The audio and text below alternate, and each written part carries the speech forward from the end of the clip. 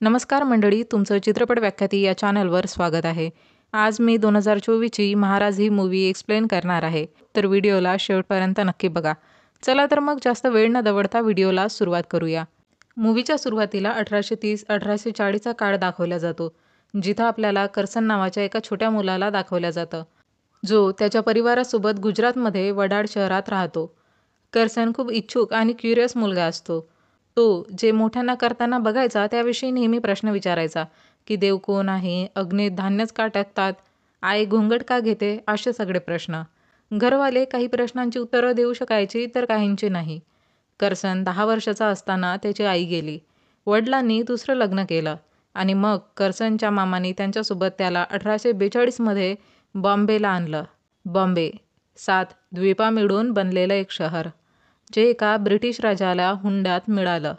राजाने ते east India कंपनीला वर्षाचे 10 पाऊंडला भाड्याने दिलं. बॉम्बेमध्ये तेव्हा वैष्णवांच्या 7 हवेलीज होत्या. कल्बादेवीच्या मधोमध होती मोती हवेली. शासन इंग्रजांचं होतं, पण तिथं मानल्या जायचं जेजेला. जेजे हवेलीचा मुख्य महाराज होता. आता करसन मोठा झालाय आणि तो बॉम्बेचा भाग बनलाय आणि जो समाज त्याने आजूबाजूला बघितला त्याला पारखून त्याने स्वतःची मतं बनवली. तो समाजाद्वारे बनवलेल्या नियमांना चॅलेंज करण्यात कधी घाबरायचा नाही. सगळ्यांना समान समजणं, महिलांच्या हक्कासाठी हितासाठी बोलणं, सगळ्यांना एक समजणं, भेदभाव न करण्याबद्दल तो त्याचा आवाज उठवायचा. करसनची क्रांतिकारी विचारसरणी दादाभाई नौरोजीसारख्या क्रांतिकारी व्यक्तीद्वारे प्रेरित होती. तो त्यांच्या न्यूजपेपर राष्ट्रगोप्तारसाठी नेहमी लेख लिहायचा. समाजाच्या प्रदूषणावर प्रश्नचिन्ह उठवणाऱ्या नवीन विचारांशी लोकांचा परिचय होत होता. फक्त सामान्य लोकच नाही, तर स्वातंत्र्यासाठी आणि समाजाच्या सुधारासाठी लढणारे समाजसेवक सेठ गोकुलदास तेजपाल आणि सौरभजी आर्दशीर पण त्यांचे लेख वाचायचे. करसनची एक भाऊ होती, जी विधवा होती. तिला तो खूप मानायचा आणि त्याला वाटायचं की त्यांनी विधवेचं जीवन न जगता आयुष्याची नवीन सुरुवात करावी. पण समाजाच्या नियमाविरुद्ध त्या कशा जाणार होत्या. करसनची एक प्रेमिका पण असते, किशोरी. त्या दोघांची एंगेजमेंट झाली असते आणि लवकरच लग्न पण होणार असतं. होळीच्या दिवशी करसन तिला रंग लावायला येतो, पण किशोरी बोलते की जोपर्यंत जे महाराजांना रंग नाही लावला जात तोपर्यंत होळी नाही खेळल्या जाऊ शकत. करसन बोलतो, मी तुझा होणारा नवरा आहे, तर रंग लावण्याचा पहिला अधिकार तर माझा आहे ना. तेव्हा किशोरी बोलते की महाराज नवऱ्यापेक्षा मोठे आहेत आणि धर्म प्रेमापेक्षा. पाप लागेल मला असं केल्याने, हे जेजेनी त्यांच्या प्रवचनात म्हटलं होतं आणि ते कधीच खोटं बोलत नाही. करसन बोलतो की जेजेने जे म्हटलं तेच सत्य आहे का. तर किशोरी बोलते, भगवान कृष्णाचे वंशज आहेत ते, म्हणून तर त्यांना जे जे बोलतात. करसन बोलतो की देवाशी सरळ नातं असतं, त्यासाठी कोण्या जेजेची गरज नाही. दोघांमध्ये खूप प्रेम असतं, सगळं नीट असतं, पण या गोष्टींवर जरा मतभेद होता. आता येतात जादूनाथ महाराज, म्हणजे जे ज्यांना लोक देवापेक्षा कमी नाही मानायचे. जडपास देवाचाच दर्जा होता त्यांचा. त्यांची पूजा अर्चा देवासारखीच करायचे आणि सगळे त्यांच्यावर विश्वास ठेवून त्यांचं म्हणणं ऐकायचे. किशोरी होळी खेळत असताना महाराजाची नजर तिच्यावर पडते, म्हणून मग तिला रंग लावत तिची चरणसेवेसाठी निवड करतात. किशोरी आणि तिचे परिवारवाले खूप आनंदी असतात की तिला महाराजांची चरणसेवा करण्याची संधी मिळाली. महाराजांची चरणसेवा करणं म्हणजे मोक्षाची प्राप्ती. किशोरी महाराजांच्या रूममध्ये जाते आणि चरणसेवा सुरू होते. चरणसेवा बघण्यासाठी लोक पैसे द्यायचे. किशोरीच्या शोधात करसन पण तिथे येतो आणि तो बघतो हात जोडून खिडकीतून लोक काहीतरी बघतायत. करसन जेव्हा बघतो तेव्हा त्याला धक्काच लागतो. किशोरी महाराजांसोबत संभोग करत होती आणि याला चरणसेवा बोलायचे. करसन आत जातो तेव्हा लोक त्यावरच ओरडतात की चरणसेवेत बाधा आणलीस, तुला पाप लागणार. करसन विचारतो, चरणसेवेच्या नावावर काय करत होतीस किशोरी, तुझ्याकडून ही अपेक्षा नव्हती. जे बोलतो, चरणसेवा नाही परंपरा आहे ही, भक्तिरसाला शृंगार रस समजलास तू. करसन किशोरीला घरी चालण्यासाठी बोलतो, पण किशोरी बोलते की तुम्ही जा, मी येईल मागून. करसनने जे पाहिलं होतं ते बघून त्याला खूप धक्का लागला होता. आणि त्याहीपेक्षा दुःखाची गोष्ट म्हणजे हे सगळं किशोरी तिच्या मर्जीने करत होती. हे बघून तो खूप ढसाढसा रडतो. नेक्स्ट डे किशोरी करसनला भेटायला येते आणि बोलते की हवेलीमध्ये जे बघितलं ती एक सेवा होती आणि काही नशीबवंतांनाच ही संधी मिळते. करसन बोलतो, तो पाखंडी तुझा उपभोग घेतोय. चांगलं वाईट करण्यासाठी धर्माची नाही तर बुद्धीची गरज असते किशोरी, आणि काल तू ते सिद्ध केलं की तुझ्यात बुद्धी नाही. किशोरी बोलते, मी असं पण काय पाप केलं? असं करणारी मी पहिली नाही किंवा शेवटची पण नाही. आज जर तुझी आई जिवंत असती तर तिने पण तिच्या मुलीला आनंदाने चरणसेवेसाठी पाठवलं असतं. ही गोष्ट ऐकून करसनला खूप राग येतो आणि तो किशोरीशी संबंध तोडतो. मग किशोरी जेजेकडे जाऊन रडून रडून सांगते की त्याने माझ्याशी संबंध तोडले. जेजे बोलतो की आजपासून तू माझी खास आहे. तू जेजेची लाडली होणार. किशोरी खूप आनंदी असते की ज्याला लोक इतके मानतात त्याची ती लाडकी होणार होती. ती कुठंतरी जात असताना तिला जेजेच्या रूममधून आवाज येतो. ते सगळं बोलताना ती ऐकते जे जेजेने तिला बोललं होतं की आजपासून तू माझी खास आहेस आणि तू जेजेची लाडकी होणार. किशोरी दरवाजा खोलून बघते तर जेजे हे सगळं एका मुलीला बोलत असतो आणि ती मुलगी किशोरीचीच बहीण असते. तेव्हा तिला समजतं की सेवेच्या नावावर तिचे परमपूज्य महाराज सगळ्यांना मूर्ख बनवतात. हे सगळं बोलून लोकांच्या भक्तीचा फायदा घेतात आणि त्याचा स्वाद बदलण्यासाठी तो सगळ्यांचा उपभोग घेतो. ती बोलते, मी तुला देव मानायची, पण तू सामान्य खोटारडा मनुष्य आहेस. किशोरीच्या बोलण्याने जेजेला काहीच फरक पडत नाही. तो फक्त स्मित हास्य करतो. आता तिला तिची चुकी कळते की तिने जेजेला ते दिलं ज्यावर फक्त करसनचाच अधिकार होता. तिला कळतं की मरणानंतर स्वर्ग मिळवण्याच्या लालसेत जिवंतपणे नरकाला निवडलं तिने. करसनचे मामा करसनवर खूप ओरडतात की एंगेजमेंट का तोडलीस तू? देतात मुली सेवा हवेलीमध्ये, तुझ्या मामीने पण दिली होती. करसन बोलतो, हे सांगताना तुम्हाला आनंद नाही तर लाज वाटली पाहिजे. घरवाले बोलतात की किशोरीशी चुपचाप लग्न कर, तर करसन बोलतो, हे तर मी करणार नाही. मग भाबू त्याला घराबाहेर काढते. आता आपण बघतो की जेजेला भेटायला श्यामजी आणि लीलावती येतात, जी जेजेमुळं प्रेग्नंट असते. जेजे बोलतो की तो एका डॉक्टरला ओळखतो, तिला तिथं घेऊन जा, तो ते बाळ पाडणार. लीलावती बोलते की हे बाळ तुमचं आहे जेजे, याला मी नाही पाडणार. जेजे हसत तिला एक लाडू खायला देतो आणि ती खाते पण, श्यामजीने मनाई केल्यावरही. जेजेने लाडूमध्ये काही टाकलं असतं ज्यामुळं लीलावतीची तब्येत बिघडते. तेव्हा त्यांना करसन भेटतो. तो त्यांच्यासाठी मदत आणायला जाणारच तर ते सगळे तिकडून गायब होतात. करसन लालवानी महाराजांना त्यांच्याविषयी विचारतो तर ते सांगतात की ही हवेली अशा कित्येक लोकांना गिळून बसली. नरभक्षक आहे ही हवेली. ज्यांना वाचवावं त्यांचाच भोग घेते. करसन बोलतो, जेव्हा तुम्हाला सगळं माहिती आहे तर तुम्ही आणि दुसरे महाराज काही करत का नाही? तेव्हा लालवानी महाराज बोलतात की जादूनाथ महाराजांच्या मुळं हवेलीमध्ये पैसा आलाय. संप्रदाय देशाच्या कानाकोपऱ्यात पसरलाय. लाखो भक्त जुळलेत या पंथाशी. ते चेहरा आहे हवेलीचा आणि आता त्यांची ताकद एवढी वाढली की त्यांच्यासमोर आपल्याला शांत बसावं लागतं.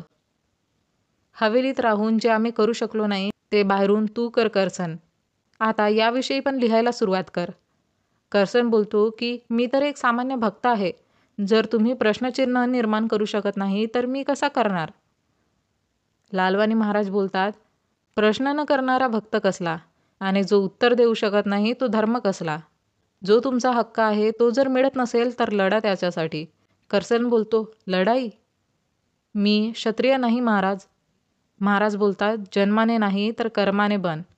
धर्मापेक्षा हिंसक दुसरं कुठलंच युद्ध नाही. एक दिवशी करसन नवरोजीकडे जाऊन बोलतो की हवेलीमध्ये जे घडत आहे ते लोकांसमोर उघड करणं गरजेचं आहे. देशासोबतच आपल्याला घरची पण साफसफाई करावी लागेल. नवरोजीबाई बोलतात, तू किशोरीसोबत संबंध तोडून योग्य पण केलं आणि अयोग्य पण. तू किशोरीला तिची चुकी तर दाखवलीस, पण तिला सुधारण्याची संधी दिली नाही. सुधाराची सुरुवात तुझ्याकडून झाली पाहिजे करसन. करसनला या गोष्टी उमगल्याच असतात, पण त्याला माहिती पडतं की किशोरीने आत्महत्या केली. किशोरीने करसनसाठी एक चिठ्ठी ठेवली होती ज्यात तिने करसनला माफी मागितली असते. ती लिहिते, साथीदार तर नाही बनू शकली पण लढण्याचं कारण जरूर बनव. किशोरीच्या मृत्यूला तो असा कसा वाया जाऊ देणार होता. म्हणून कर्सन प्रण घेतो की तो जेजेचं पाखंड सगळ्यांसमोर उघड करेल. कर्सन एक लेख लिहितो. नवरोजीभाईंना तो छापण्यास बोलतो, पण ते यासाठी मना करतात, कारण जेजे विरुद्ध लिहिणं म्हणजे सगळ्यांचा विरोध पत्करणं. आता ती वेळ आली होती की कर्सनला स्वतःचं वृत्तपत्र काढणं गरजेचं झालं होतं. कर्सन सत्यप्रकाश नावाची पत्रिका काढतो आणि त्यात जेजेचं सत्य उघड करतो. ही न्यूज जेजेपर्यंत पोहोचली असते, म्हणून जेव्हा पत्रिका डिस्ट्रीब्यूट होण्यासाठी जात असते तर जेजेची माणसं त्या पूर्ण पत्रिका चोरतात आणि मग जेजे त्या पत्रिका जाळतो, कारण त्याला नको होतं लोकांची त्याच्या प्रतीची भक्तिभावना कमी व्हावी. मग जेजे घोषित करतो की जोपर्यंत कर्सन मला माफी मागणार नाही तोपर्यंत शहरातली सगळी मंदिरं म्हणजे सगळ्या हवेली बंद राहणार आणि कोणीच देवाचं दर्शन घेऊ शकणार नाही. भक्त दर्शन केल्याशिवाय जेवण पण करायचे नाही. म्हणून मग कर्सनवर दबाव बनायला लागतो की त्याने जेजेला माफी मागावी, म्हणजे मग मंदिराचे म्हणजे हवेलीचे दरवाजे ओपन होतील. तेव्हा कर्सन देवाची प्रतिमा एका झाडाखाली ठेवून बोलतो की माझ्या माफी मागितल्याने हवेलीचे दरवाजे तर ओपन होतील, पण पुढेही ते दरवाजे बंद होतील, कारण यांची कामच तशी आहेत. मुलांच्या भाषेत याला हट्ट आणि इंग्रजांच्या भाषेत याला ब्लॅकमेल बोलतात. कुठं जायच्या वेळेस जर तुम्ही रस्ता चुकलात आणि 2-4 दिवसात तुम्ही हवेलीचं तोंड बघितलं नाही तर तुम्ही उपाशी मरता का? तेव्हा देवाचं नाम स्मरून तुम्ही जेवताच ना, मग आता का त्यांना फायदा घेऊ देत आहात भुकेसारख्या छोट्या गोष्टीचा? त्यांना माझ्याशी प्रॉब्लेम आहे तर त्यांनी माझ्यासाठी दरवाजे बंद करावे. तुम्हाला का तो मध्ये आणतोय? जितकी गरज आपल्याला हवेलीची आहे त्यापेक्षा कितीतरी पटीने हवेलीला आपली गरज आहे. आपल्या भक्ती आणि पैशाने चालतो या हवेलीचा कारखाना. कामगार हरताळवर जाऊ शकतात पण देव नाही. यांचीच तर शिकवण आहे ना की देव प्रत्येक ठिकाणी आहे. हे तर पण मग श्रीजीच आहे ना, तर यांचे दर्शन करून पण आपण भोजन ग्रहण करू शकतोच. तेव्हा गर्दीमधून विराज नावाची एक मुलगी पुढे येऊन त्याला सहमती दर्शवते आणि सगळेजण तिच्याशी सहमत होऊन हवेली बाहेरच आरती करतात आणि जे फक्त ते बघत असतो. नेक्स्ट डे विराज कर्सनकडे जाते त्याच्या पत्रिकेमध्ये काम मागण्यासाठी. तिचा उत्साह आणि पॅशन बघून तो तिला कामावर ठेवून घेतो. जे कर्सनच्या वडिलांना त्यांच्या घेऱ्यात घेऊन बोलतो की त्याला सांगा मला माफी मागावी म्हणून, नाहीतर समाजाचं संतुलन राखण्यासाठी मलाच त्याला शिक्षा द्यावी लागेल. वडील त्याला समजावण्याचा प्रयत्न करतात, पण कर्सनने निर्धार पक्का केला असतो, म्हणून मग ते त्याच्याशी संबंधच तोडतात. विराजने पहिल्यांदा जेव्हा कर्सनचं स्पीच ऐकलं होतं तेव्हाच ती त्याच्या प्रेमात पडली असते, म्हणून तिला कर्सनशी लग्न करायचं असतं. पण कर्सनला वाटायचं की जर तो या सगळ्यात पडला तर तो त्याच्या उद्देशापासून भटकेल, म्हणून तो प्रेमाने तिला नकार कळवतो. आता कर्सन वेगवेगळ्या तरकिबीने त्याच्या पत्रिका लोकांपर्यंत पोहोचवतो, ज्यांना वाचून लोकांमध्ये हळूहळू जागृती होत होती. भेट येणं, चरणसेवेमध्ये मुलींचं येणं नाहीच्या बरोबर होतं. जे कर्सनवर 50,000चा मानहानीचा दावा ठोकतो. त्याला माहीत असतं की कर्सनकडे इतके पैसे तर नसणार, म्हणून मग तो माघार घेईलच, पण त्याचा हा विचार चुकीचा होता. कर्सन बोलतो की हे केस हरलो तर जास्तीत जास्त काय होणार, जेलच ना, तर जाईल मी जेलमध्ये, तिथं जाऊन लिहिणार. ज्यांच्या बायका मुलींसोबत जेजेने हे दुष्कर्म केलं असतं ते जेजे विरुद्ध साक्ष देण्यास रेडी होतात. कर्सनला सपोर्ट देणारे लोक जेजेच्या दबावामुळं कर्सनच्याच विरोधात जातात. ज्यांच्या हिमतीवर ही केस जिंकण्याची त्याला आशा होती तेच लोक त्याच्या विरुद्ध जातात. जे कर्सनची प्रेस पण जाडतो की कर्सन आणखी लेख लिहू नये म्हणून. कर्सन हताश होऊन विराजला बोलतो की ज्यांच्यासाठी लढतोय तेच शत्रू होऊन बसलेत, कोणासाठी लढू मग? विराज बोलते की आपल्या ध्येयासाठी, त्या प्रत्येक स्त्रीसाठी जिच्या गळ्यात तिचा आवाज अडकून आहे. विचार कर त्या स्त्रियांची मनस्थिती काय असणार ज्यांचे पतीच त्यांना जेजेकडे पाठवतात. जेव्हा मी 16 वर्षाची होती तेव्हा मला पण तिकडे पाठवलं गेलं होतं, पण मी कसं तरी तिकडून पळ काढला. माझ्यासारख्या प्रत्येकीला योग्य वेळेवर ही गोष्ट समजायला नाही येणार. जर कोण विराज नाही बनू शकली तर ती किशोरी पण नको बनायला. ही जबाबदारी आता तुमची आहे कर्सन. आता कर्सनला भेटायला कर्सनची भाऊजी येतात. त्या एक पत्ता देऊन बोलतात की इथे गेलात तर एक साक्षीदार तुम्हाला नक्की भेटणार. भाऊजींना पण हवेलीचं प्रकरण माहिती असतं, म्हणून त्या सत्याची जीत व्हावी म्हणून करसनला साथ देतात. करसनला त्या पत्त्यावर भेटतात श्यामजी आणि त्याची बहीण लीलावती. त्या रात्री भाऊजीने लीलावतीला वाचवलं होतं आणि आज ते कामात आलं होतं, कारण ते जे विरुद्ध साक्ष देण्यास रेडी झाले असतात. सत्यप्रकाश पत्रिका आता नवरोजी भाईंच्याच प्रेसमध्ये छापल्या जाते. करसनचा आवाज लोकांपर्यंत पोहोचणं थांबत नाही. महाराजांचे निजी चिकित्सक पण करसनला सपोर्ट देतात, कारण त्यांना पण महाराजाविषयी खूप काही माहिती असतं. जे परत त्याचा खेळ खेळून श्यामजीला गायब करतो आणि लीलावतीचं जबरदस्ती लग्न त्याच्या एका चेल्याशी लावून देतो.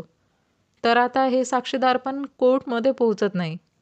महाराज जेव्हा चालायचे तेव्हा त्यांचे भक्त जमिनीवर हात पसरवायचे की महाराजांचे पाय जमिनीला लागू नये म्हणून, आणि मग महाराज त्या हातावर पाय ठेवून चालायचे. ते कोर्ट जात असतात तेव्हा पण लोक असंच करतात. ही महाराजांची ताकद दाखवण्याची एक पद्धत होती. महाराज कोर्टमध्ये त्यांची पर्सनल खुर्ची घेऊन पोहोचतात आणि बोलतात की इथे बसूनच मी सगळं बोलेल. करसनचा वकील महाराजांच्या निजी चिकित्सकाला कटघऱ्यात बोलावतात. ते सांगतात की मी यांना गुप्तरोगासाठी उपचार दिला. हा एक यौन रोग आहे ज्याला सिफिलिसच्या नावाने पण ओळखल्या जातं. हा रोग एकापेक्षा जास्त पार्टनरसोबत वारंवार संभोग केल्याने होतो. मी यांना औषधासोबतच परस्त्रीसोबत संभोग न करण्याचा सल्ला पण दिला. जेने मला गर्भपाताच्या औषधाविषयी पण विचारलं होतं, कारण धतुरांच्या बियाचे लाडूसारखे जुने नुसके नेहमी कामात येत नाही. 2-3 वेळा यांनी मुलींना गर्भपातासाठी त्यांच्या नावाची चिठ्ठी देऊन माझ्याकडे पाठवलं, पण मी त्यांना परतवलं, ज्यामुळे आमच्या संबंधात फूट पडली. जेजचा वकील गुप्तरोग आणि गर्भपात या दोन्ही गोष्टींना खोटं ठरवण्याचा प्रयत्न करतो. तेव्हा डॉक्टर बोलतो की जेचा चेकअप करून घ्या आणि माझं म्हणणं जर खोटं ठरलं तर मी डॉक्टरी सोडून देईल. करसनचा वकील जेच्या चेल्यांना कटघऱ्यात बोलावतो.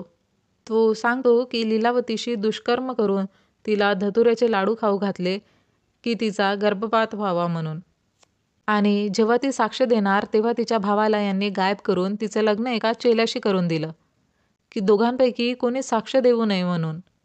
करसनचा वकील बोलतो की जेवर हत्येचा प्रयत्न, गर्भपात, बलात्कार आणि साक्षीदारांशी छेडछाडचा खटला भरवला पाहिजे. आता वकील साहेब करसनला कटघऱ्यात बोलून विचारतात की चरणसेवेचे दर्शन कशाला बोलतात. तर करसन बोलतो की महाराज परस्त्रीच्या संभोगाला चरणसेवा बोलतात. भक्तगण पैसे देऊन हा व्यभिचार बघण्याचा लाभ पण घेऊ शकतात.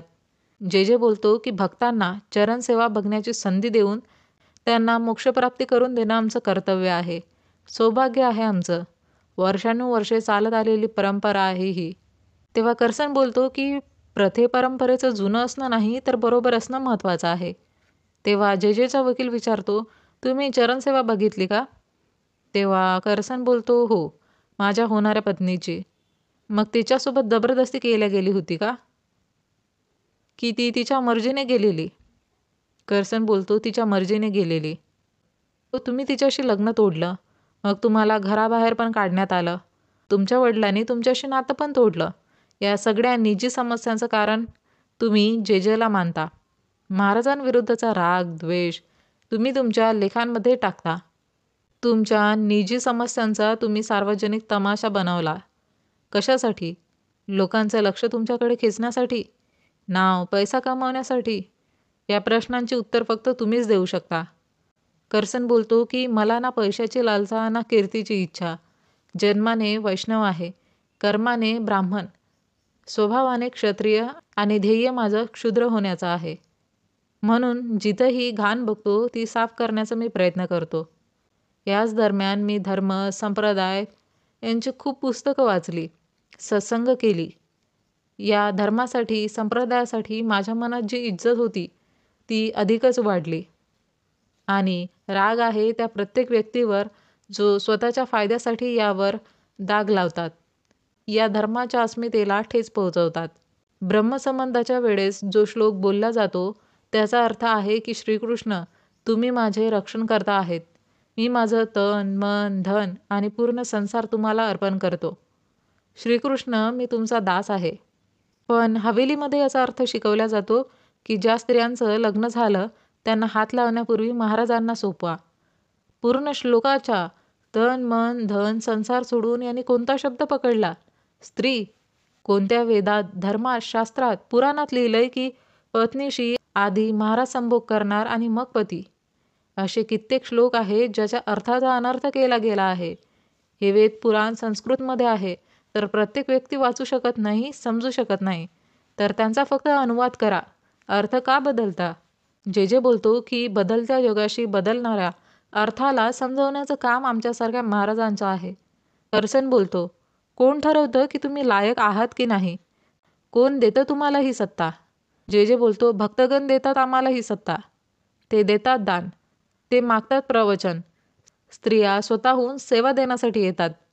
कर्सन बोलतो, त्या समोरून चालून येतात तर काय, अडाणी आहेत त्या. पण तुम्ही तर ज्ञानी पुरुष आहात ना, गुरु आहात तुम्ही त्यांचे.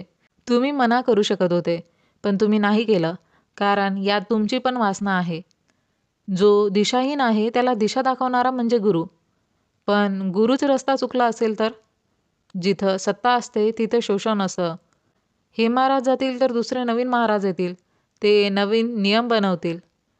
माझी लढाई ना या हवेली विरुद्ध आहे ना या संप्रदायाविरुद्ध. मी आज पण खूप भक्तिभावाने माझा माथा टेकवतो हवेलीच्या चौकटीवर. गर्व आहे मला वैष्णव असल्याचा. जे विरुद्ध काही व्यक्तिगत शत्रुता नाही माझी.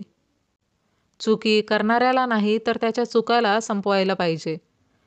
त्या चुकीला, ज्या चुकीचे हिस्सेदार आपण भक्तगण पण आहोत. हे महाराज हे सगळं करत आलेत कारण आपण त्यांना हे सगळं करू दिलं.